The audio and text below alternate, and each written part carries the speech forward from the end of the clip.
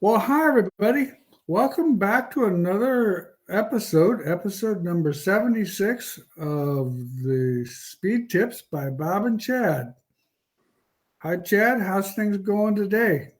Doing pretty good. Had a pretty exciting day. We've had a couple exciting weeks. We did a couple. I did a couple outdoor shows, and then Billy just ran to Humboldt, and so it's been a busy couple weeks. The season's getting rolling here, so March Madness in full effect, I guess you could say.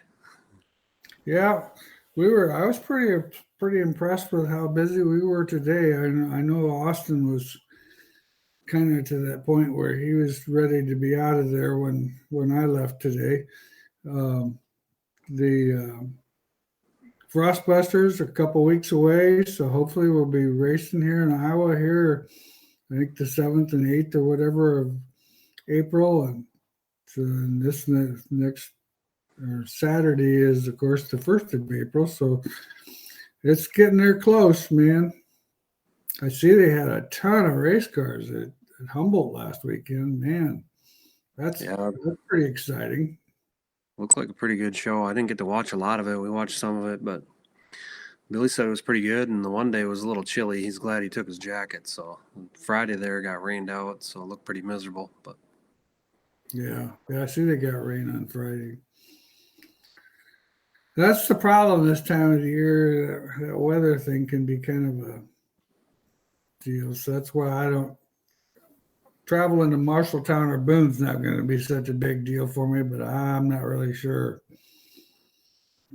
Some of them long distance ones, old Bob's not real good about going somewhere being all wet and freezing.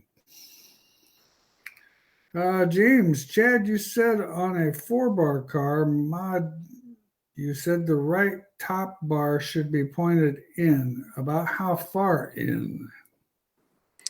I'd say it's about 2 inches, right? I mean, it kind of depends. I'd put the car at attitude also, and kind of get the right front spring out, roll the right front down, jack up the left rear, and compress the right rear a little bit just to make sure. But you want that thing kind of pointed straight, dynamically. So usually it's about an inch and a half to 2 inches inboard on the front.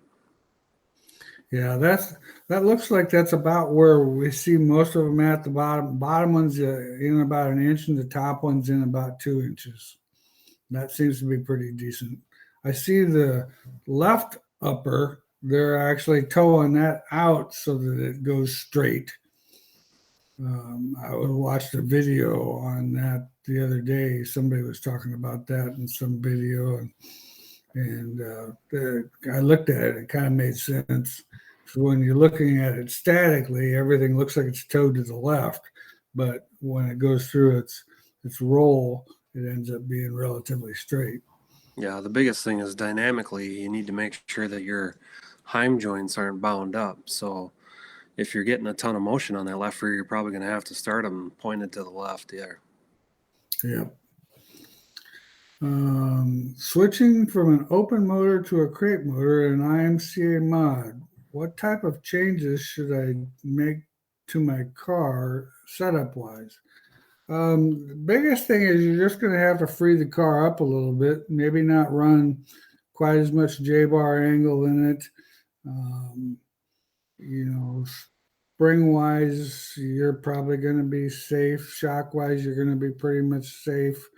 The biggest thing is you just with that less horsepower, you got to free it up more because you don't have the horsepower to help turn the car, and that's the biggest thing is and the car is going to be tighter on corner entry because you're putting, that 2 inch blade isn't very big, but it's enough that it makes a big difference on corner entry, and so like I said, the biggest thing we just see is everybody freeing their car up, running it a lot less tight.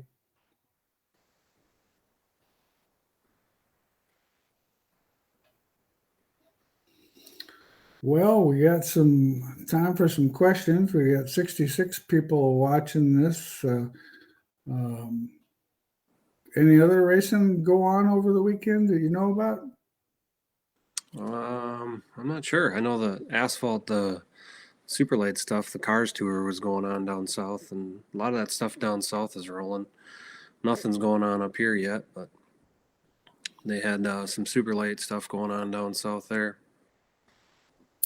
Yeah, I went to not this past weekend, but 2 weeks ago or a weekend ago, I went up to Minneapolis to actually a hummingbird seminar on how to learn how to operate my electronics and stuff. And the guys was saying that there was one guy there from Winnipeg, and he says they got 40 inches of ice still in Winnipeg, Canada. And I'm thinking, oh Jeez. my God, 40 inches. That's almost 4 feet, man. It's They, unreal. they probably won't see open water till July. Yeah, I was just thinking the same thing. I'm thinking, holy cow, 40 inches. Well, we had snow here. There was a patch of snow went through um, middle of Iowa. It wasn't very wide, but it covered the state.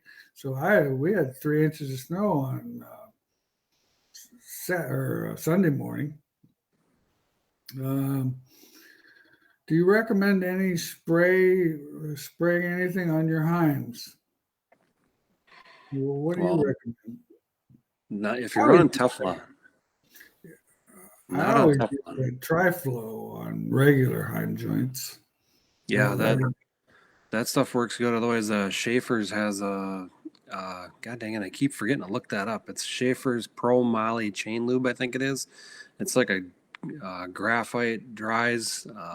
It's pretty nice stuff. We've been testing that in the Torrington bearings too, but that would work on rod ends. But the Teflon stuff, you don't want to put any kind of moisture on a Teflon Heim because that's going to attract the dirt.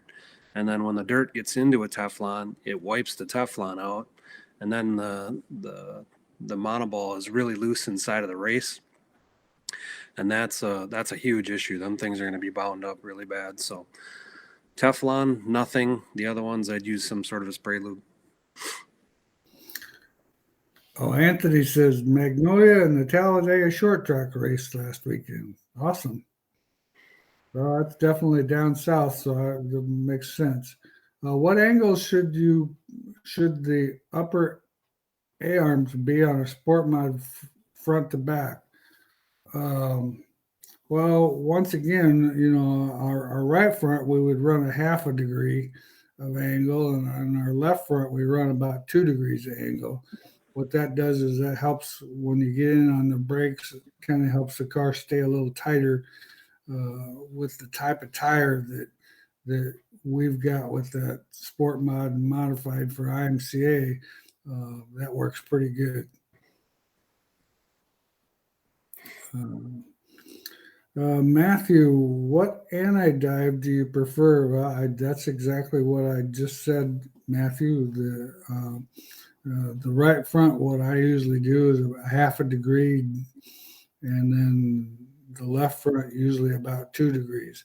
And everybody's got a different opinion on that. We've messed with putting more in that right front. I'm just not a real big fan of putting a lot in that right front because sometimes it seems like when I put more in the right front and you get on the brakes, it's easy to kind of shove that right front tire and make that tire break loose.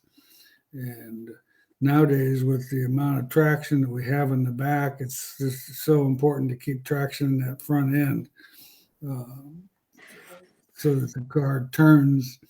Because if it doesn't turn, you're going to bust it loose, and then it's going to be snappy loose, and it's just not going to work out.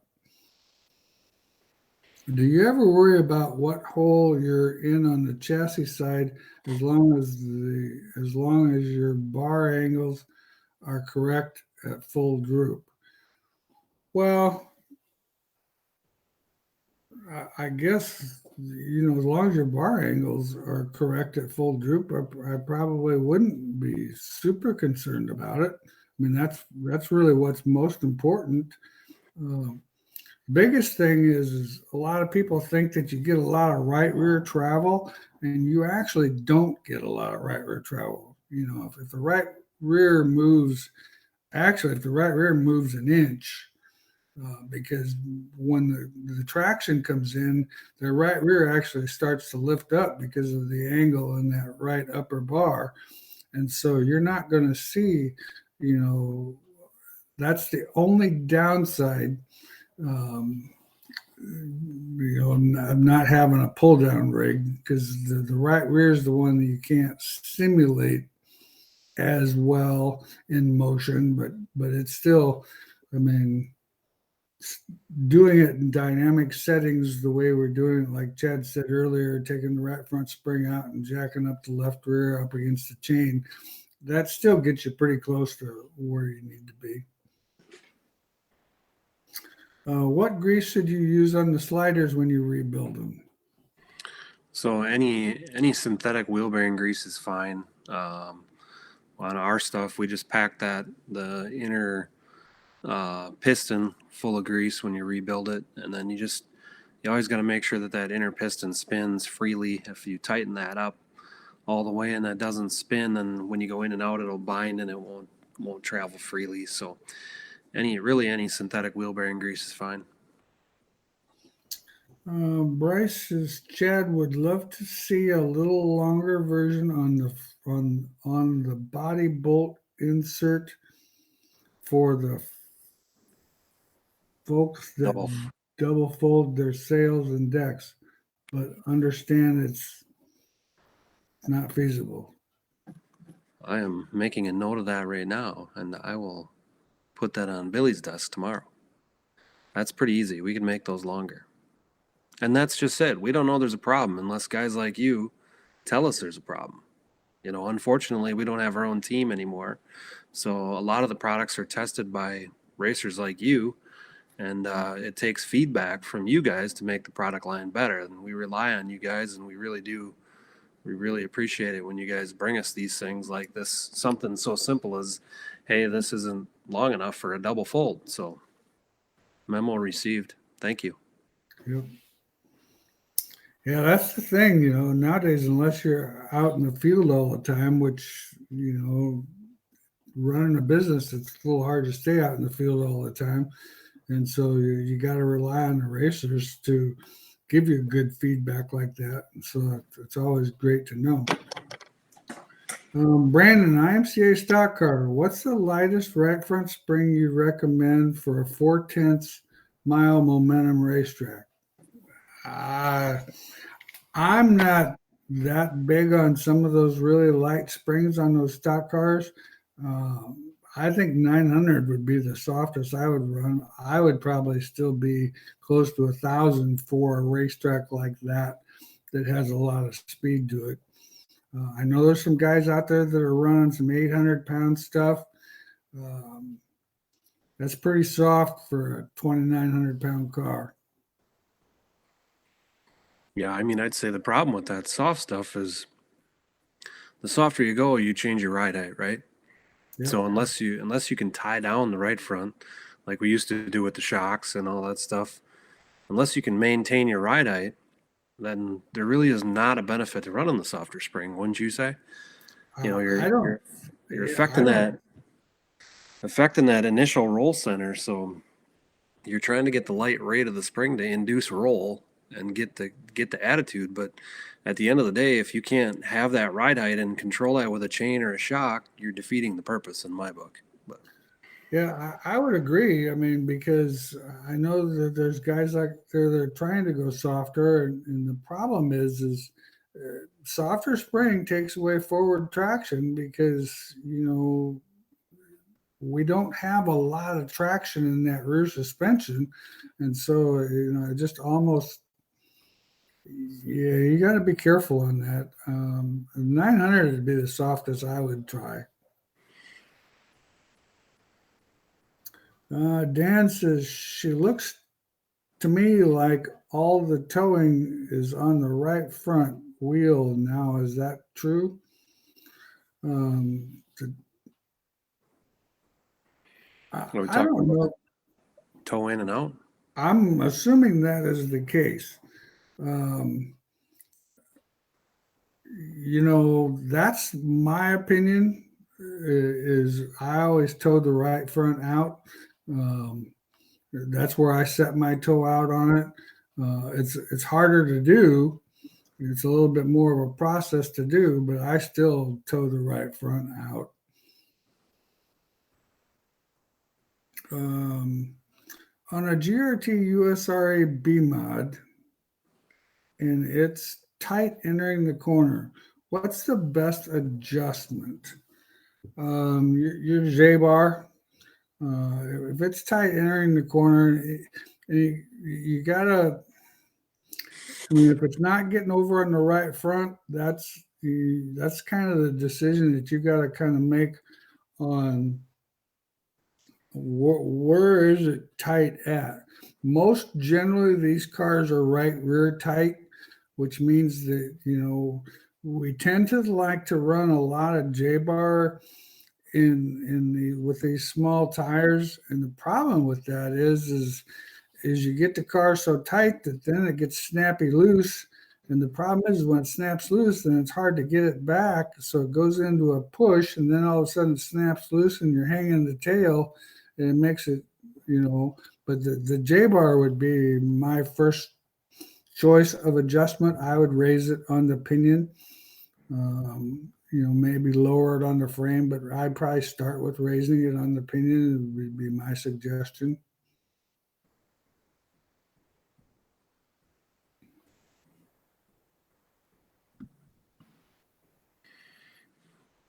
How's the Harris Clash planning?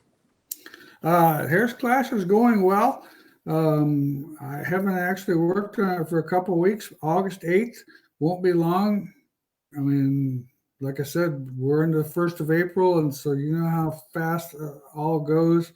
It won't be long. It'll be August 8th, but we're looking forward to it. Look for another good year.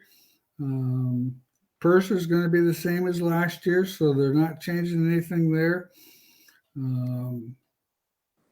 Like I said, I was a little disappointed last year. I'd like to have more champions back, but we didn't have as many champions there.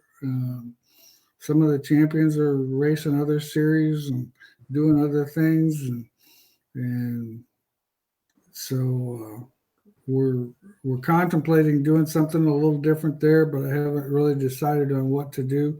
I don't know if we'll do anything this year, but if we don't get a lot of champions back this year, we're probably definitely need to rethink that next year. Dan, so you're saying that the toe in on the right front or toe out, no left side toe? Well, to be honest with you, a lot of people say if you tow the right front out, the car will be tighter getting in. If you tow the left front out, the car is going to be freer getting in. Honest to gosh, Dan, to be really truthful about it, I question if the car knows the difference. I don't see how when it's hooked to a steering wheel, I question really if it makes a whole lot of difference. It's a whole lot easier to set the toe on that left side. I've just always done it on the right side, so I just continue to do it that way. But I'm not convinced it makes a lot of difference. Some people still think it does, but I'm not. I haven't had anybody present me with a good enough argument that would tell me how the car is going to know the difference whether it's towed in on the left or towed in on the or towed out on the right or towed out on the left. Ryan, when we make a steering adjustment on a 4-link car, how do we know if we should adjust the left side bars or the right side bars to take steer in or out? What's your thoughts on that one, Chad? Well, I mean, if you're making a roll steer adjustment, it depends on the side, right? That's kind of a loaded question. If you're going to change the left side, then change the left side. If you're trying to get a lot of dynamic, it has to do with dynamic too. So a lot of times you're going to start the car basically square, right? And then when you want to adjust from there, if you're going to make a bar change or something to get more left rear steer, you might have to back the left side up a little bit and trail the left side so you don't get more steer. So I think, it kind of depends on what side you want to work on. A more popular adjustment, I think, is the right rear, steering that ahead and back. Your left rear is going to be what it is, as far as you're going to find a max steer point, right? And then you're going to kind of base off that. But the right side, you can tighten and loosen the car relatively easy by making a quick adjustment on both bars there. Yeah, that's kind of what we would just, I mean, we end up adjusting the left side because we change the amount of chain that it has and actually adjust how much steer it has by drop load. But, the right side's a lot easier to do. Sandra, on a USRA modified, do you prefer a solid mount brake or a brake floater? Is there a difference in performance between the two? Well, I would say that I assume you're talking about mounted to the axle tube, and that's if you're a lift arm car, you're probably going to be mounted to the tube. On a pull bar car, you're going to want to be on a brake floater or on the cage. Um, the difference is when you decel and you're mounted to the axle tube, it has a lot of effect on the decel of that. And on a pull bar, it tends to break traction easier than a lift arm. So it's kind of a deal where lift arms are usually on the axle tube and pull bar cars are on the floaters. So the floater arm is more tunable than being clamped to the cage. But when you're clamped to the suspension cage, you're going to have more influence because you're going through the four link rods, but you're also hooked and rotating with the shock and spring assembly, which is mounted pretty far back in the car. So you have a lot of leverage. So when it's clamped to the suspension cage, it has more effect. So it'll be on the right front harder and up faster than the brake floater arm. But I would say you could tune the brake floater to act just like that. There's a lot of guys that'll make adjustments to their brake floater to make it feel like it's clamped to the cage. So that's my take on that, I guess. I would agree. I like the adjustment. I think there's times where you're getting on the right front too hard under braking, and so you can adjust that um, brake floater rod and make a big difference in what the car's doing. So I like the adjustment. That's kind of why we built the combo cages, so you can clamp and unclamp from the suspension Right. cage. So your short track, you're on the cage, and a bigger track, you're on the rod, so you can change the influence. If your rules allow you to run a Nova control arm, would you do that? It is long than a stock Chevelle one. Just thinking outside the box how to get it. The only problem is I don't think the Nova control arm is interchangeable with the um, Chevelle. I think the Chevelle. I think the Chevelle A-frame is narrower or wider, one or the other. I know like the 78 Monte Carlo, that metric frame, they are interchangeable, but I don't think it is interchangeable with the Chevelle. But I could be wrong. Answer the question: if it's interchangeable and your rules allow it, yeah, whatever you can do to widen that car out without doing it with the wheels would definitely be advantageous. Um, but you're also then going to have to change your spring location, or if the spring, and it would also depend on if it's longer than the Chevelle, where's it longer at? Is the spring moved out further, or is the length outside the spring? So that you're going to want to factor in what your spring rate's going to have to be because of that ratio between where the spring mounts and where the A-frame mounts. Can you explain the light left rear spring with the heavy right rear spring theory versus the heavy left rear spring and the lighter right rear spring we have seen in the past. Um, well, the new trend is going with that lighter spring um, on the left rear. What you can do is you can actually go lighter, and of course, it compresses it more so that when you get on the throttle, it wants to hike up a little bit more, so it puts more steer in the car.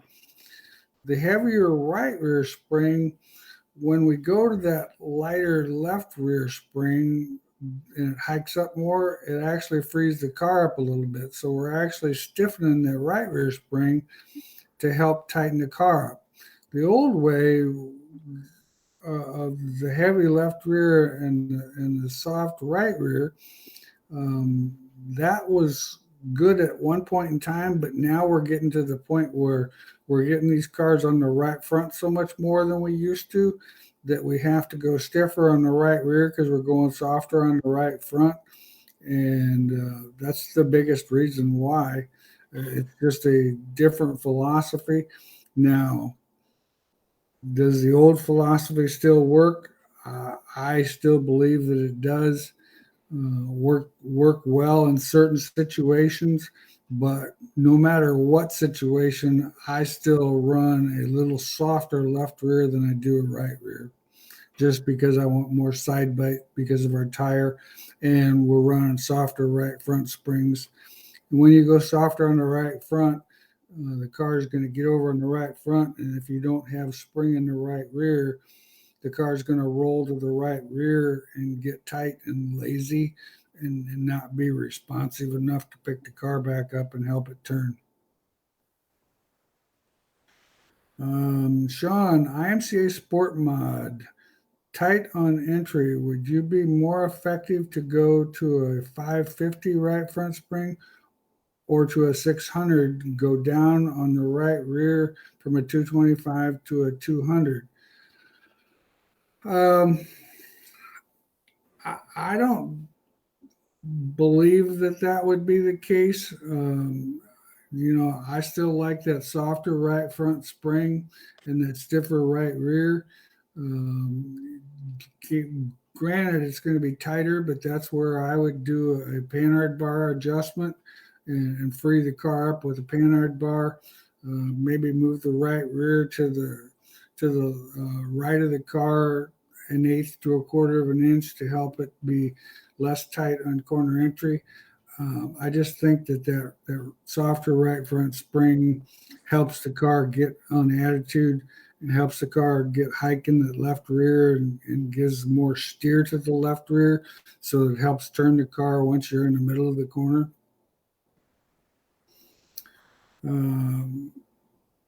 Mike says, I think toe out is a total amount divided evenly between the right and the left. I would agree with that. That's kind of where I said I still question the fact some guys are pretty firm on that, believing the right front makes the car tighter getting in, and some guys think going to the left front makes it looser getting in. I still believe in the fact that it's a total because I can't believe that. I still question if the car knows the difference. Yeah, because if you're towed out a half inch, right, Yeah. and you do it on the right front, the left front's going to have to go a quarter inch to the left to be going straight. Right. But I think a So lot of guys like to do the right front because that gives you a little bit more back steer catch. exactly.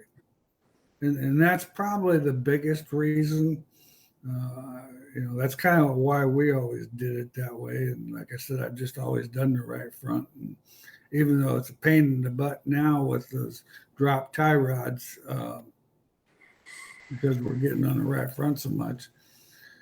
Sandra says it's a pull bar car. Well, whether it's a pull bar car or a torque arm car, I still believe I would run a brake floater. I like the adjustability. Um, I think it's more tunable. Um, Austin, do you prefer running a 20 or a 19 G60 on the right rear? If I could get the stagger, I would run 19s all the way around. Problem is to get stagger, and some guys don't like a lot of stagger. Some guys like more stagger. Kind of depends on your chassis setup. I myself like more stagger because I think it's more of a consistent thing for the driver to drive. But so if I could get the stagger, I would prefer 19s all the way around. But if you can't get enough stagger, then going with that 20 on the right rear is really your only option. And the way that, the load that's on that tire isn't going to matter as much if it's crowned in the middle, because you're rolling that right rear under half the time anyway, pretty much. Um, Brian, what are you seeing now for left side percentage in the A mods?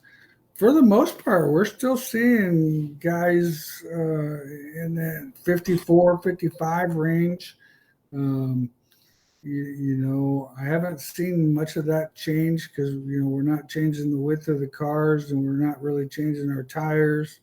So I haven't seen any changes be made in that. Um, if you can get the car to stick on the right front, a higher left side weight car will come off the corner better. Biggest problem is getting that weight transfer to the right front. And see, a lot of people will talk about putting the soft front spring in the right front to get the car over in the right front. Well, actually, what happens is you put soft springs in there, and so you get motion, but you actually don't load the tires. So you're getting more travel, but it takes more travel to get the full amount of load. And it's kind of like the old adage. Let's just say for simple numbers, we have 1,000-pound spring, and we get 1,000 pounds of load. So that's going to mean that spring's going to compress 1 inch. If we have a 500-pound spring with 1,000 pounds of load, it's going to compress 2 inches. So it just all depends on how much actual travel you want on the right front, depending on what you get for that spring. So I don't see the left side percentages. Like I said, from what I've done, our stuff is still staying the same. We haven't really changed anything. Justin says, speaking of stagger in an IMCA sport mod, where would a good amount to start be? My wife's first year in the class from the factory stock stuff. I still think a good place to start's 1 inch in the front and 2 inches in the rear. It's going to help turn the car in the middle of the corner, so she's it's not going to. The front stagger will help turn the car getting in. Rear stagger will help turn the car when you're on the throttle. So it's going to be easier for her to drive the lesser stagger, because the only time it's going to be loose with the stagger would be coming off the corner, and you can adjust lead or trail to make up the difference there. So I'd start with 1 inch in the front and 2 inches in the back. Sean, I'm also bottoming out my right front onto my lower control arm with an 8-inch frame height from the lower control arm bolt. Is that okay, or should I raise the frame up? Well, I wouldn't raise the frame up. I mean, that tells me that you've got a soft enough spring in there to get enough movement. You might actually consider. What happens is it depends on how soft a spring you're running, but springs and shocks correlate together. A lot of these guys will go they've been running a soft right front shock compression wise, and then they soften up the spring. Well, the problem is when you soften up the spring, you actually have to stiffen up the shock, because the spring regulates how much it actually travels. The shock regulates how fast it travels.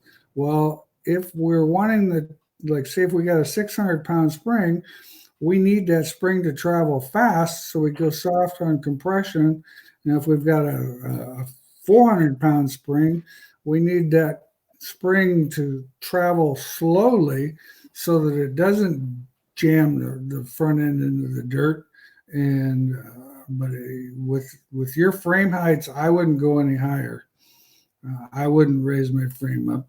Um, I would check on how much where you got your chain on the left rear. Maybe you're getting a lot of left rear movement, and that's getting the car over on there. Um, that's and it kind of depends too. Panhard bar can, if you've got a lot of angle in the panhard bar, that's going to stick to right front hard too. So you might want to consider, looking at that a little less J-bar angle. And I would lower it on the frame rather than raising it under.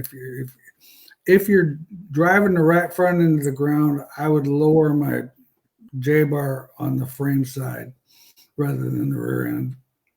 Would you make a slight anti-dive adjustment? You could do that. The only thing is, of course, it's only going to work when you're under brakes. So it depends if your driver's a real good trail breaker, it would definitely help. That right front, people think it's spring rate and frame heights, but I've actually seen cars that have a ton of J-bar angle in it and a lot of left rear droop that just dive that front end into the ground. And so I don't know, I don't think that's the problem. I would look elsewhere. What is a good starting point for bar links on a 4-link modified?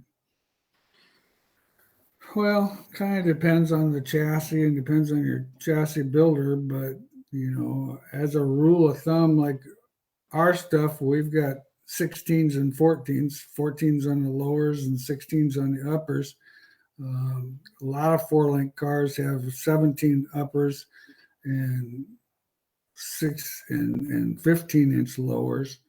But there's a lot of room to play with. I mean, we've played with a longer left upper, going to that 17 and run a shorter right upper, and that has some advantages in certain situations. But a good starting point, that would be my recommendations: either a pair of 17s and 15s or a pair of 16s and 14s.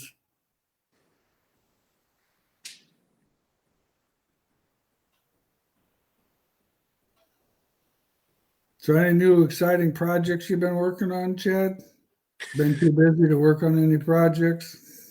March Madness does make it difficult to work on new stuff. We got some stuff on the list. The engineers are working on some new Ultra Force stuff. So the innovation never stops. It doesn't matter the time of year. People are always dreaming something up. So we'll have some interesting things to test this summer, I think. Awesome. Well, that's always exciting. Testing new stuff is one of my favorite things to do because you can't go faster. I mean, if you don't try something different, if you just keep doing the same thing over and over again, the guy next to you, he's making changes and he's getting faster. If you don't make changes, you're going to go the same speed. And it's not that you're slowing down, everybody else is getting faster.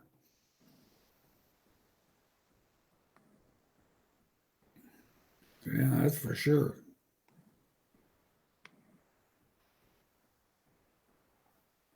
Well, we kind of ran out of questions here.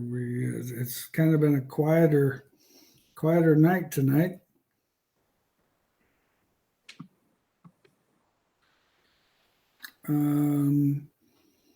RC, caster camber on a modified, what seems to be the best to you guys?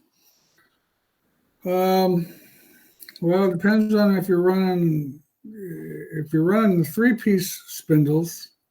My right front's going to probably be 6.5 to 7 degrees of camber and probably about 5 degrees of caster. My left front's going to be 4 degrees of camber and probably 2 to 3 degrees of caster. If I'm running the Pinto one-piece spindles, the big difference is we just run a little less caster with them, 2 and 4 rather than 3 and 5. The camber is going to be the same. And that's just static numbers because it kind of depends on how much camber gain you get, because you got to, kind of make sure that you test that all out in dynamic mode to make sure that that right front still has. I always make sure that the car, even in dynamic mode, that the right front still got 2 degrees of camber in it. Because you have to understand when you're putting 1,000 pounds or some of these cars we've load stick will have a 1,300 pounds or 1,200 to 1,300 pounds of load at 3 inches, and that's a lot of load on that tire. So that tire is going to fold under depending on your air pressure. Tim, recently purchased a hobby rear end, and I noticed there isn't anything to mount the brake lines to. Would be nice to see some type of clip to mount without having to weld. Well, the only reason we don't do that is because it just all depends on how you run your brake lines. Some guys like to have a one short line going from the center of the car to the top of the rear end, and then having a steel line all the way across the rear end. Some guys like to have the standard setup, which is 2 short hoses, one on each side. So that's the reason we've never done that, because I'm just not sure where everybody would want it. But that's still something good. I'll talk to the guys about that and see what their thoughts are, and maybe they've got a better opinion than me. Aaron says he missed the answer on the 19 or 20. Well, once again, if I can get adequate stagger, I would have all 19s because that tire is going to lay flatter. It's got a better surface.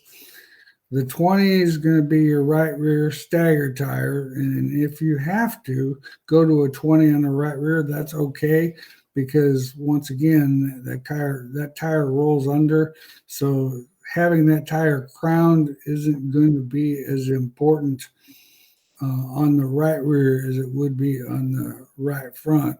I don't run anything but 19s on the front and the left rear.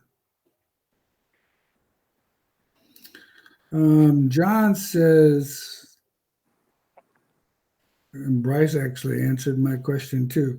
You talk about toe on the rear axle. How do you get that with a solid axle? Just learning terms.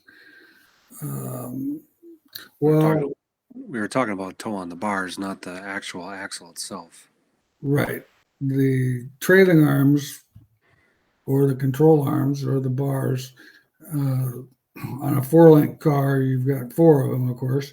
And so you have to tow them in a specific way so that when the car goes into dynamic, when the car's in dynamic under load, you want to have everything running straight.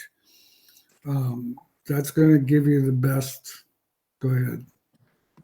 So it's kind of hard to see, but the illustration kind of shows the bar going in towards the front like that. So when we were talking about rear toe, that's what we were talking about there. If your rear end's towed, that means the rear end's bent, and that's bad. Yeah, that's not good. If you got toe in the rear end housing itself, that's not a good deal.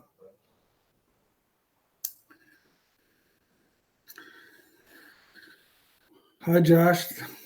I appreciate you. We enjoyed doing this, so we like having you guys come on here.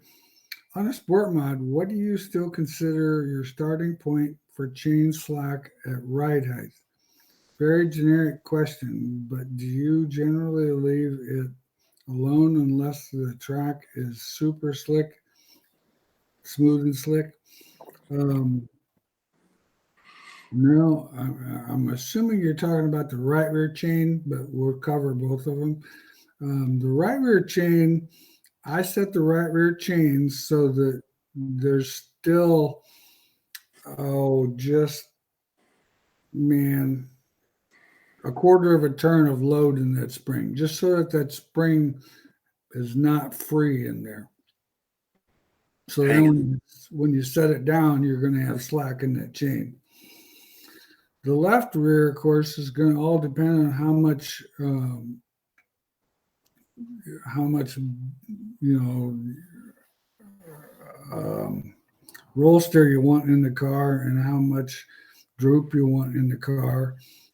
As a normal basis, we usually run about 4.5 inches of droop on our sport mod cars. So that's about what when you jack the car up or jack the frame up, it takes about 4.5 inches of ride height to get hooked to the chain. What's the max load on a 125-pound spring? In my opinion, the 200 pounds would probably be my max load. Um, that seems to be pretty consistent on the 100 and 125-pound springs. That seems to work pretty well.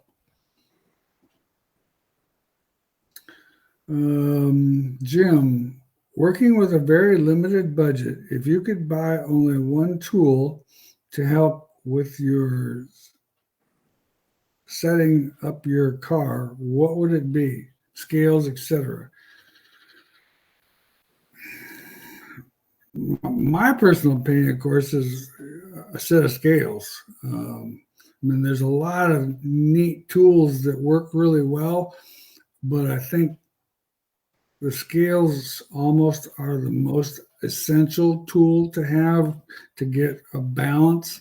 And then once you get more budget or whatever, then I would purchase a load stick, because the load stick goes hand in hand with the scales. The load stick just gives you more information about what the car is doing. And Chad can actually talk more about the load stick. Yeah, I mean, we get this question a lot, like people that are selling their scales to buy a load stick or a load machine, and the scales are the most essential because that's where everything starts. And we do so much now with load sticks and load machines, but they don't tell you if your spindle's bent. So the scales are essential. For sure, you got to have them. If you make any kind of adjustment to your balance, your weight balance, you need to rescale and reset your benchmarks for your load machine or your load stick. So I mean, that's the number one tool you need for sure, is a set of scales. The notebook we build with the machines and the sticks is just to give you good at the track data when things are rolling good, so you got something to a benchmark and a baseline to go off of, so you know when you're good and why you're good, and so that at the racetrack you can change springs very efficiently and fast, so you can make accurate adjustments. When you're dirt racing and you're parked in a grass field, there is really no flat surfaces, and most tracks don't even have a flat scale pad. So then that's where the load stick comes in second, so you can do the at the track changes. And then the load machine would be for the rear of the car. I don't know what you got, Jim, but obviously if it's a stock car, it doesn't use a load machine, but a stock car would use a load sticks and use scales. Every car would use scales, so that's automatically our number one, I would say.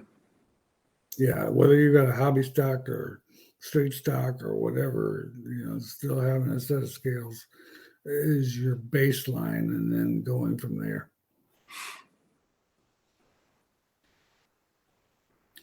Adam, chassis builder recommends scaling the car with a full fuel cell and without the driver. Is that a disadvantage to your method of with driver and half the amount of fuel when scaling it? Well, first of all, you know, whatever your chassis builder tells you is probably going to be your best bet, since you're working with him and giving him information. The reason why we scale the cars the way we do is, of course, the driver's weight always has to be in the car. Now, we used to not include the driver's weight, and but what had happened when we did that, we had originally at once upon a time scaled a car with the driver in it, took him out of the car, and then and then rescaled it and got those measurements and ride heights and everything. And so that's what we put in our setup sheet when we didn't use the driver. But now we've kind of went to using the driver just because drivers vary so much in weight. You get a young 15-year-old driver that weighs 120 pounds, and then you'll get a seasoned driver that's double that. And so that's the reason why we scale with the driver. Full of fuel, it just all depends. He's wanting you to scale where you start the race at. We scale with a half full of fuel because we kind of anticipate the last portion of the race. And so that's why we do it the way we do it. I'm not saying that he would be wrong. Once again, he's got a method, and I'm quite sure whatever he's telling you to do is probably what I would recommend doing. Ryan, does Weir's have a ride height checker for going over the lower control arm bolt instead of trying to squeeze our bellies underneath the nose with a tape measure? Well, we make a pointed bolt that goes in the lower that you can read from, sticking the tape down through the front of the car, I believe. We built a prototype. Bob and I actually worked on that, and then we had an issue with fitment with the steering arms, and we never went back to it. So that prototype is still laying on my desk, and we haven't done anything with it. I don't know if Ben's Longacre has that one. I'm not sure if that would work on a stock. Have you looked at that one? Mm-hmm. Longacre makes one. Maybe go to their website and check that out. But that one might work. But we haven't went back and perfected that prototype. And we actually at BHE make a heck of a set of scale stands. That's what you need. That's what you need, so you can put the car up on scale stands, and then you can roll underneath there on the creeper and measure it that way. Those work pretty slick. Then you can actually do all your maintenance while the car is up on the ground, and it works pretty slick. Problem is we can't keep them in stock. They go out. I think we've got 5 of them back ordered right now, waiting for some more of them to come in. And like I said, we just the scale stand thing is excellent. Jeffrey says BSB has one. Okay. Thanks for that information, Jeffrey.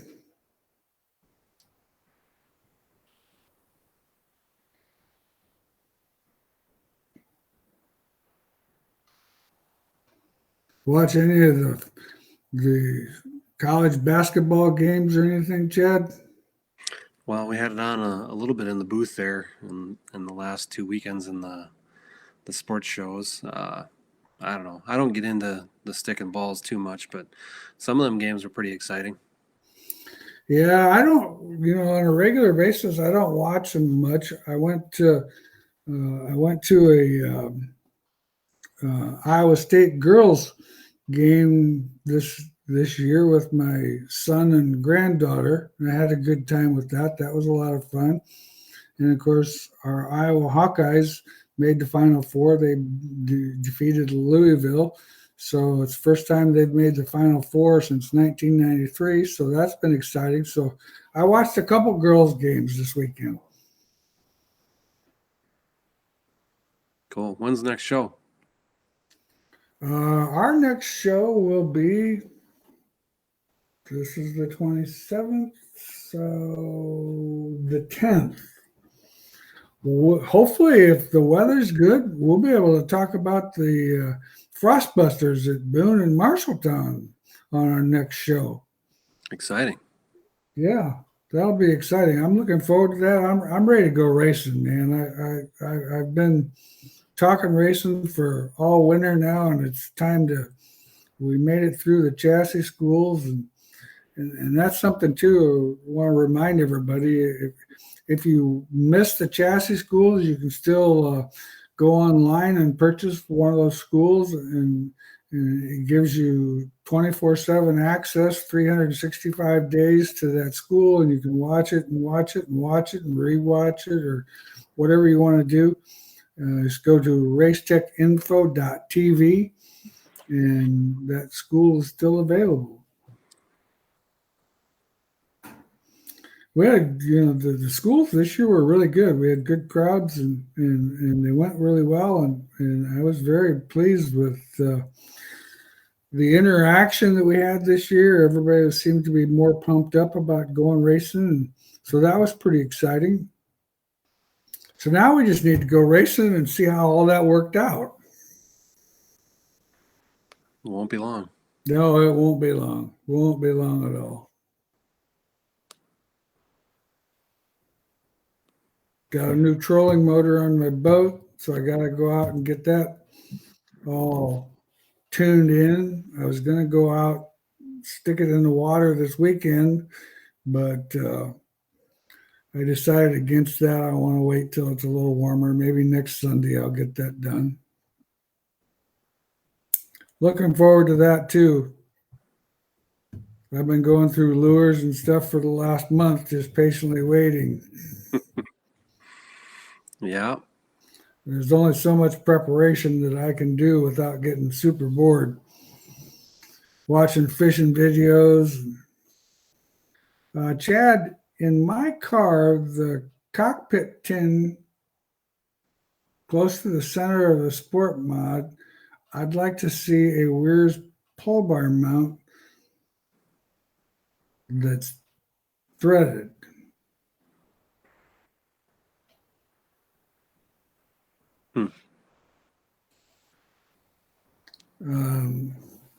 We used to make a mount that was threaded, but then your mount had to be fairly wide, which wouldn't really accomplish what you're wanting to do there, I don't think. Yeah, the best bet there would be to email me a picture of what you got going on there and see what we can come up with there. There are a couple companies that make that threaded rod that have that adjuster on there. The bad part is as soon as it takes a rock, it's pretty much junk. So yeah, that's the unfortunate part of those. Or you'll get on there with your impact and zing and lock the threads up. Yeah. Chad, how's the feedback on your new app? Anyone got to put it in use yet? Yeah, we got quite a few people signed up. So far, everybody seems to like it. We're having a few issues with how to transfer the key from when you purchase it on the website, and then you go to the Play Store to put the application or the key in when you purchase it. So we are in the process of going through the App Store, so it's paid for as soon as you download it. So that'll streamline that, but that's really the only problems we've had with it so far. Jim says he's got a USRA B mod. It runs a 1/2 inch to 3/4 of an inch of stagger. Seems tight in the middle of the corner. Won't rotate. Slow in the middle. Will more stagger help? Yeah, most definitely. You would benefit, and with your tire that you're running, that American Racer tire has got a lot. It's got some pretty good grip to it. It's pretty. 2 inches is probably realistic, and depends on the situation. If the situation's fairly sticky, 2 inches of stagger is definitely going to be what you need. I very seldom ever run less than an inch, even on a dry slick racetrack, because I still want the car to Yeah, I still like the car to kind of rotate on its own without dragging the tire. Dan, so Bob, do you still scale your car every night before you race it? Actually, no. I would scale it, and get everything good, and then I kind of give the car what it wants and what I think it might need, and then I'll put it back on there ever so often. If for some reason we went to the racetrack and we were extremely fast after we made some adjustments, then I'm definitely putting it on the scale so that I can put it in my notebook of what we did. Or if we go to the racetrack and really suck, definitely putting it back on the scales to figure out what the heck happened. Or crash. Or crash. But, you know, as long as we don't hit nothing or get crashed or whatever, I'll run that thing 4 or 5 nights without scaling it. But like I said, I scale it whenever I want to make sure I've got information or need information. Cool. Well, we're at the 8 o'clock mark. Thank you guys for all your questions. Great questions again tonight. Good information, and hopefully, we got time. We got one more.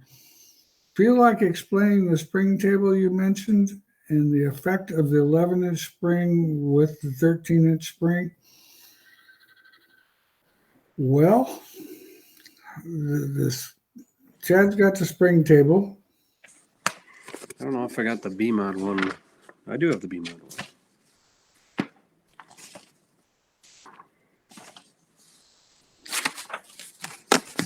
This basically shows you what a shorter spring would be if that's lined up in it. Yeah, that looks good. Yeah, so you see where the screw jack tip is and the spring is what determines the spring table. So this side being lower than this side, this is going to roll over the top of that easier with the shorter spring here and that screw jack down. So on a spring separate, on a screw jack style car like this, it's the height of the spring and the tip of the screw jack. If you were a coilover car like an A-mod, then it goes back to where it hooks up on the chassis. So on an A-mod, it has to do only with the point where it's hooked up to the chassis. The spring height has no effect. Yeah. And the 11-inch spring definitely will make the car tighter. Normally, what I have found when I've experimented with that 11-inch right rear spring, I've had to go up one rate. So in other words, if I was running, say, a 225 13-inch spring, I've always felt that I had to go to a 250 11-inch spring just because that additional spring table change will definitely get the car in the right rear. And sometimes it can get too lazy with that 11-inch spring, even though the spring rate's the same. It's just the change to the spring table movement is quite a bit.